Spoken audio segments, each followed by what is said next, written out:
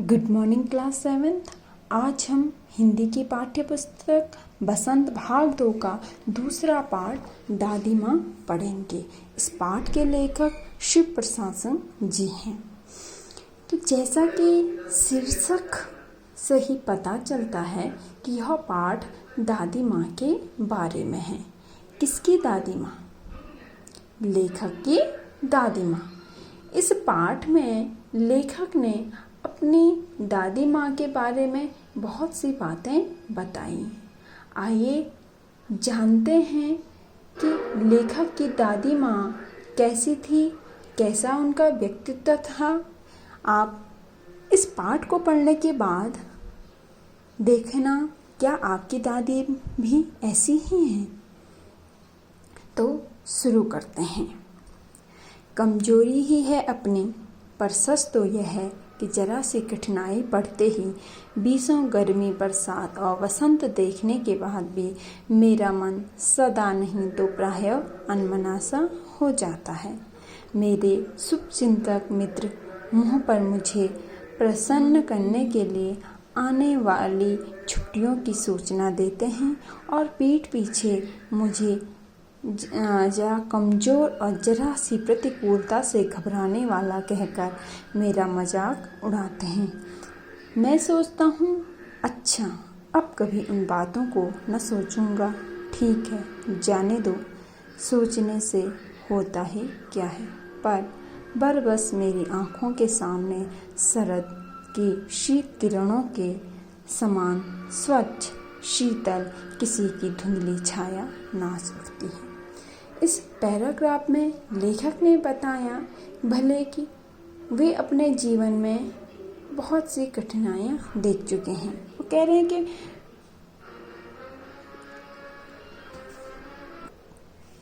बीसों गर्मी, बरसात और बसंत देखने के बाद, यानी उनकी अब उम्र काफ़ी हो गई है, तो वो कोई छोटे बच्चे अब नहीं हैं, तो वो पुरानी बातें अपनी याद कर रहे हैं। तो कह रहे हैं कि आज भी मुझ पे थोड़ी सी भी कठिनाई आती है तो मेरा मन सदा तो नहीं, सदा यानी हमेशा तो नहीं, लेकिन अक्सर अनमना यानी उदास हो जाता है। मेरा मन खिन्न हो जाता है और मैं दुखी हो जाता हूँ। लेखक को खुश करने के लिए जो उनके शुभचिंतक यानी हितैषी, जो उनके शुभचिंतक मित्र हैं, वो उनके मुँह पर जो उनको प्रसन्न करने के लिए, लेखक को प्रसन्न करने के लिए जो आने वाली छुट्टियां हैं उनकी सूचना देते हैं कि अच्छा छुट्टियां आने वाली हैं। तो इससे लेखक का मन प्रसन्न हो जाता है। लेकिन वही दोस्त पीठ पीछे लेखक को कमज़ोर बताते हैं और कहते हैं जरा सी यानी थोड़ी सी प्रतिकूलता यानी थोड़ी सी कठिनाई आई और यह घबराने वाला है, ऐसा कहकर वो मेरा मजाक उड़ाते हैं। लेखक कहते हैं कि मैं सोचता हूँ कि अब मैं इस बारे में नहीं सोचूंगा कि कौन क्या कह रहा है, लेकिन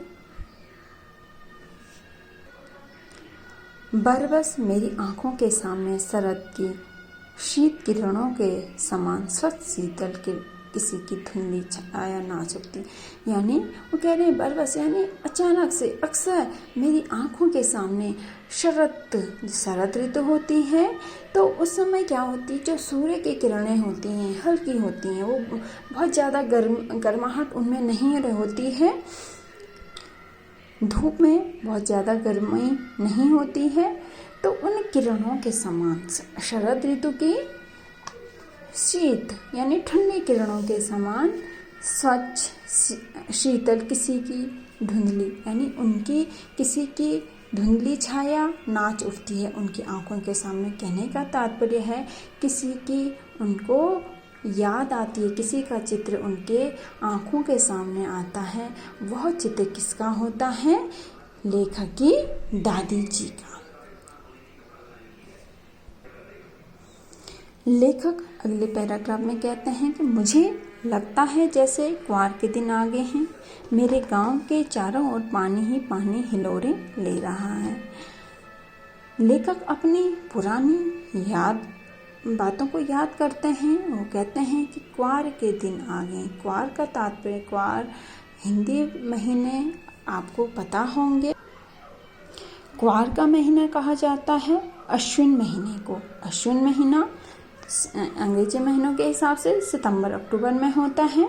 तो इस टाइम वो कह रहे हैं मेरे गांव के चारों ओर पानी ही पानी हिलोरे ले रहे, यानी उस समय बरसात का समय होता है तो बहुत ज़्यादा पानी उस समय होता है। वो कह रहे हैं दूर के सीमान से बहकर आए हुए, सीमान का तात्पर्य होता है सीमावर्ती क्षेत्र, जो दूर गांव की सीमा से बाहर बहकर जो बरसाती पौधे होते हैं जैसे मोथा, साई, घेवर, बन प्याज, ये विभिन्न प्रकार के पौधे हैं, उनकी जड़ें तो उन बरसाती घासों के बीच सूरज की गर्मी में सड़कर उस पानी में एक विचित्र गंध छोड़ रहे हैं। यानी उस पानी में जो बरसाती पानी होता है उसमें एक गंध सी आती है और रास्तों में अब क्या कीचड़ सूख गया है और गांव के लड़के किनारों पर झाग भरे जलाशयों में धमाके से कूद रहे हैं। इस समय जो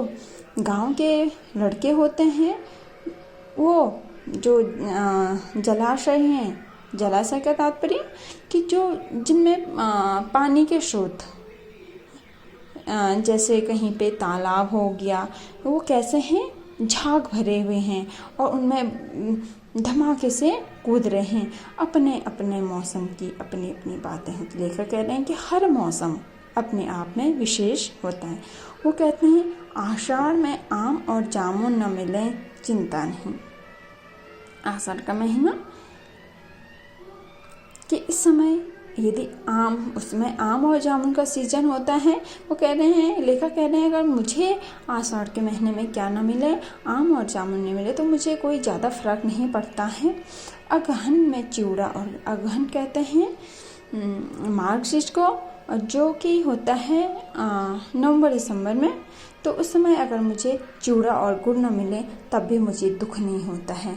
चैत के दिनों में लाई के साथ गुड़ की पट्टी ना मिले अफसोस नहीं। जो चैत के महीने में क्या होता है, लाई के साथ गुड़ की पट्टी लोग अक्सर खाते हैं। वो कह रहे हैं अगर मुझे इस समय ये न मिले तो फिर भी मुझे कोई अफसोस नहीं होता है, लेकिन अगर क्वार के दिनों में इस गंधपूर्ण झाग भरे जल में कूदना न हो तो बड़ा बुरा मालूम होता है।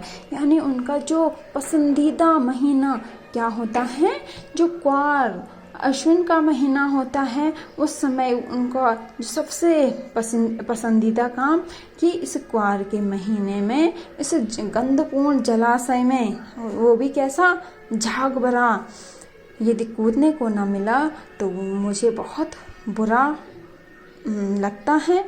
मैं भीतर हुड़क रहा था। भीतर वो कह रहे हैं कि मैं हुड़कने का अर्थ होता है परेशान होना,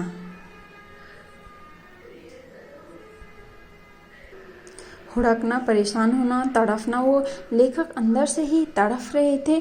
2-1 दिन ही तो कूद सका था। वो कह मैं उस समय, वो अपनी पिछली बातें याद कर रहे हैं कि मैं 1-2 दिन ही कूदा था और नहा धोकर बीमार हो गया। और 1-2 दिन ही कूदा था कि मैं क्या हो गया, अचानक बीमार हो गया। हल्की बीमारी न जाने क्यों मुझे अच्छी लगती है। लेखक को जब हल्का फुल्का बुखार होता है, हल्का फुल्का कोई भी बीमार होते हैं वो, तो लेखक को वो अच्छा लगता है।